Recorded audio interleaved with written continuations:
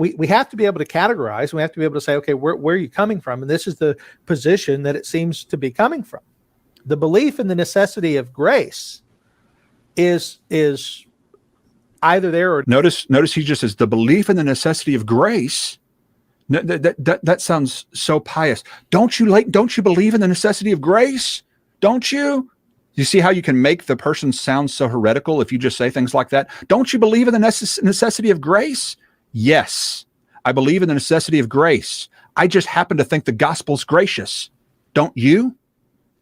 Oh, Leighton, don't you believe in the necessity of grace? Yes, I just happen to believe the incarnation of the Son of the living God is gracious. Don't you?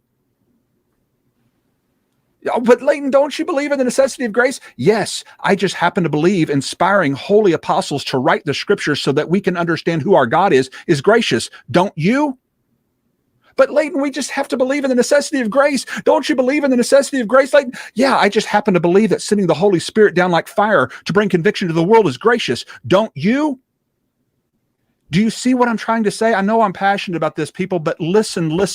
Open your eyes and open your ears. Of course we need the grace of God. We just happen to believe that all the grace that God has done to make his name known is abundant and clear, and therefore the people who reject it and suppress it should be blamed for rejecting it and suppressing it, instead of putting it off onto some natural condition they were born into that they had no control over. And that they're just victims of this divine decree of God, just born hated by their maker, rejected by God. Jesus didn't die for those people. He doesn't really love those people. Heaven forbid. Stand up with me against this. This doctrine is teaching people that they're ultimately not accountable, responsible, able to respond to clearly revealed truth that's made plain as the nose on their face.